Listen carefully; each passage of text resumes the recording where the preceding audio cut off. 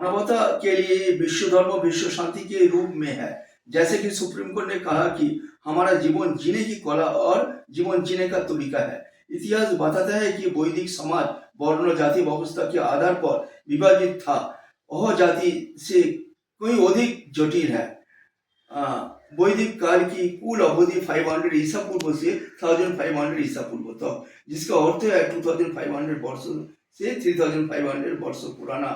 जो भी हो, सौभाग्य से और दुर्भाग्य से, हमारे पूर्वजों ने अपने व्यक्तित्व संतुष्टि के उद्देश्य में हमारे शांतिपूर्ण समाज को वर्ण व्यवस्था और जाति व्यवस्था को 4 वर्णों 4 जाति व्यवस्था में पहुंचाया और इसको नुकसान पहुंचाया। बहुत वैदिक काल को विभाजित किया।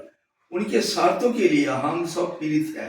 4 वर्णों 4 जाति, जैसे कि ब्राह्मण क्षत्रिय वैश्य शूद्र है। कभी कभी एक खुद को आर्यो हिंदू सनातनी आदि कहते हैं। उनकी पहचान को इस तरह बदलने का क्या उद्देश्य है? वैदिक काल के कारण उच्च जाति की महिलाओं को शिक्षा का अधिकार मिला, लेकिन निम्न जाति की महिलाओं को कम शिक्षा मिलने के कारण वे राजनीति और सामाजिक क्षेत्र में सभी स्तर पर भाग नहीं ले पाती थी। वैदिक काल के कोई जातियां उत्पन्न हुई। इसी प्रकार एक जाति से दूसरी जाति के परिवर्तन लगभग असंभव हो गया एवं अंतरराष्ट्रीय विवाह पर प्रतिबंध लगा दिया। अंतरजातीय विवाह पर प्रतिबंध लगा दिया। हमारे पूर्ववर्ती स्वार्थी तरीका से खुद को उच्च पद पर बिठाए थे, और जबकि हम पीड़ित है, इसलिए जाति जनगणना की आवश्यकता है। जाति व्यवस्था मुख्य रूप से व्यवसाय एवं जीवन शैली पर निर्भर करती है। इतिहास बताता है कि लोकतंत्र में नागरिक शासक और आम आदमी दोनों होता है। नागरिक को अपने अधिकारों और कर्तव्यों के प्रति सचेत रहना चाहिए। यदि नागरिक सचेत नहीं है तो स्वार्थी लोग चुने जाते हैं और नागरिकों को कल्याण को भुला दिया जाता है।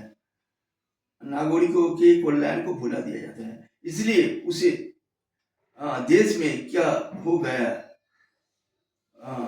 इसके बारे में पता होना चाहिए, तभी लोकतंत्र सफल हो सकता है। क्योंकि लोकतंत्र ऑक्सीजन के बिना कोई जीवित नहीं रह सकता। इसलिए इसे मानवता को बनाए रखने के लिए अपना बड़ा दिल दिखाना चाहिए, जो किसी भी चीज से ऊपर है। जैसे कि भारत सरकार ने विश्व शांति के लिए विश्व धर्म को मंजूरी दी। पूरी दुनिया में 71% वाटर है, 29% जमीन है, दिन प्रतिदिन जनसंख्या बढ़ रही है। कुल विश्व की जनसंख्या लगभग 900 करोड़ है। इसके लिए पृथ्वी को वहन क्षमता कम करनी होगी। पूरी दुनिया में ग्लोबल वार्मिंग आ रही है, हम इसे महसूस कर रहे हैं। हमारा जाति विहीन और वर्ग विहीन कल्याणकारी समाज है। प्राथमिकता समानता का आधार है। शिक्षा जरूरी है। सभी समान है। ईश्वर एक है, जिसे विभिन्न नामों से जाना जाता है। कृपया आए और हमारे साथ जुड़े, क्योंकि मानव जाति की सेवा ईश्वर की सेवा के बराबर है। विश्व कवि रविंद्रनाथ टैगोर ने कहा कि पूरी दुनिया एक परिवार है। जो भी समस्या आएगी उन्हें आपसी और शांतिमूलक हल से समस्या का हल करे, क्योंकि विश्व धर्म का मतलब है धरती माता, जिसे राष्ट्रीय मानवाधिकार संस्था ने मंजूरी दी। जैसे कि हम जानते हैं कि रोकथाम इलाज से बेहतर है, सुरक्षा असुरक्षित से बेहतर है।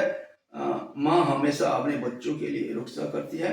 हमारी वेबसाइट humanism.hpage.com, इस पर आए और कोई और सच्ची जानकारी पाए।